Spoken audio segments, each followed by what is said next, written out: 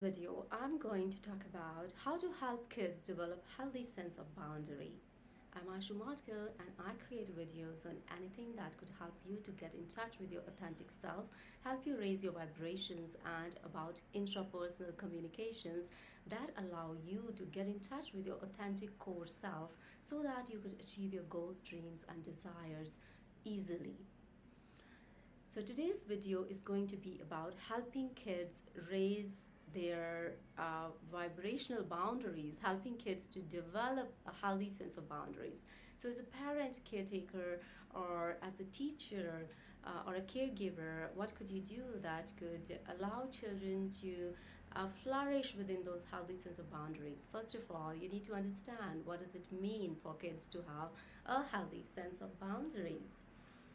A healthy sense of boundary is where the kids are taught that they are responsible for their actions, where they are taught to claim responsibility for their happiness, where they are taught to respect other people's boundaries, where they are taught to be kind and compassionate individuals. And in order to do all that, first we need to look at our sense of boundaries because it is not possible for us to teach children a healthy sense of boundaries if we do not operate from a healthy sense of boundaries.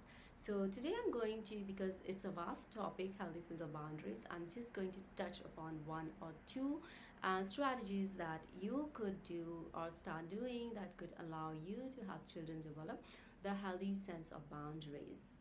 In order to do so, first of all, you have to examine the way you communicate with your children and examine that how much respect is present in the way you talk to your children. Usually, we have tendencies as adults to believe that children are younger and we need to give them advice, but it's the other way around. Children do not really need advice, they need facilitation. So educate yourself in the skill of facilitation, that how to facilitate a healthy growth of a child. When we say facilitation, that means that instead of telling a child, if the child is eating a lot of cookies and you are scared, the child is going to it's going to have a bad impact on his digestion or on his health, and you want to stop this very young child not to eat too many cookies, and you just tell him don't eat more cookies, but whatever you say, it goes over the head. The child still keeps on eating the cookies.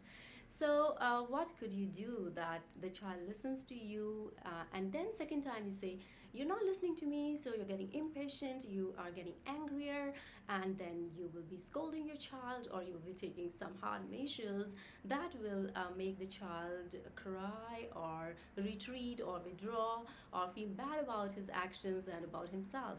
So through that anger or that negative way of radiating energy towards the child, you have already shut down the child's energy system from enjoying the action he was doing. Instead, his brain goes into a different mode of thinking, perceiving the world around him or her and his or her relationship with you. So the child might associate this experience in the negative light and create a negative belief pattern around it, that it's not loved because he was eating too many cookies. So whereas you didn't mean to send that message to the child that is not loved because he's eating too many cookies, your intent was different. You were worried that he will fall sick later.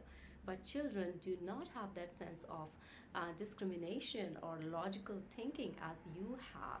So what could you do that next time, that when you want to give your message to your child, you want your child not to do something, and you find that they're too young to understand what you're saying and they keep doing the same action again and again. Now, in order to do that, we have to facilitate a loop of communication. To facilitate that loop of communication, let's take an example of cookie eating.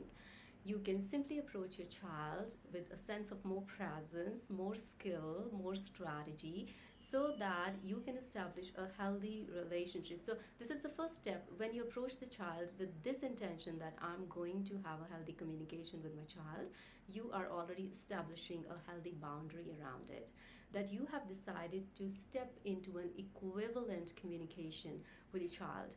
that is understandable by your child, because you have attained that skill and you are going to practice it, so that your child can learn how to have a healthy sense of boundaries, and he learns also how to communicate with others through that skill you're passing on to him. So approach your child and ask your child, how many cookies did you have? The child will say, I just had 4 cookies, 3 cookies, 5, whatever amount. So he says, do you think that they're not enough for you? The child will say, I like them, they're so delicious, I want to eat more. So you can, at this point, you need to approach the child with a story or an imagery, because children's brains are very creative. They're very imaginative and visual. So try to create a vision, an image for your child, where the child is able to see the consequences of eating too many cookies. So now tell the child that you can concoct a story, an imaginary story, where you tell the child a story about this another child who was eating too many cookies, and after he was vomiting, and as the cookies went into his tummy, they started creating a lot of trouble because the body doesn't need so many cookies. And I really don't want that to happen to you. I'm worried about you. When we eat too many cookies, it goes into our tummy, and our tummy cannot take too many cookies at one time. Our tongue can take too many cookies at one time, because the communication, our tongue, and there is a big gap, a distance between our tongue and our tummy.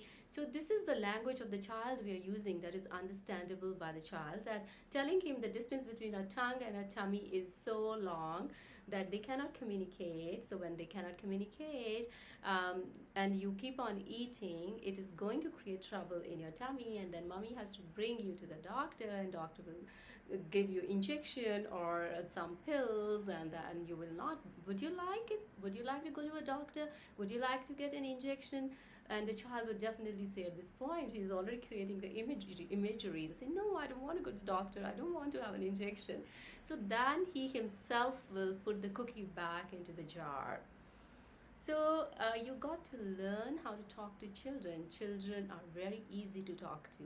Instead of making the situation so stressful by becoming angry at your child, try to be more creative in the way you are upbringing your children, and try to learn how to be more creative in your upbringing, so that you are not only teaching your children how to teach their children to start behaving and doing things with more calmness, and instead of going into the stressed out patterns of trying to take charge of the situation through control, through anger, or through those kind of means, because this is all negative energy patterns. They are not going to help improve the situation. Rather, they are going to create negative belief system, the seeds of negative belief system in your child.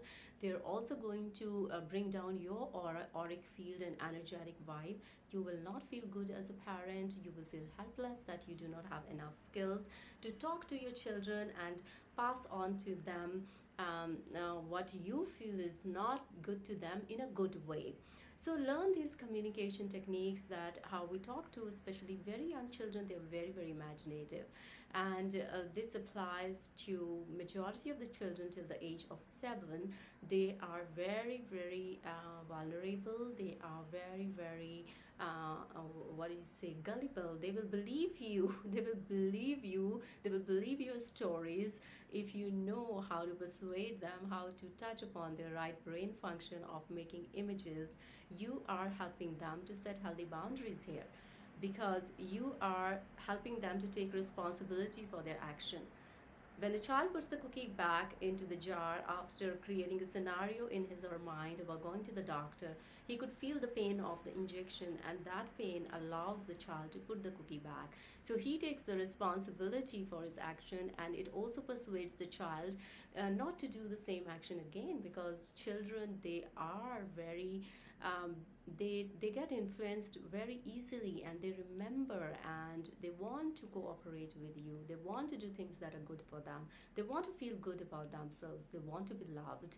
So love your children, allow them to form the healthy sense of boundaries by becoming more patient, more present, and more mindful towards your children. I hope you enjoyed watching this video, and if you have not subscribed to my channel, I would really appreciate if you would subscribe because I need more subscribers. My channel is still growing, so that would be really very helpful. And I'll see you in my next video. Till then, you all stay blessed.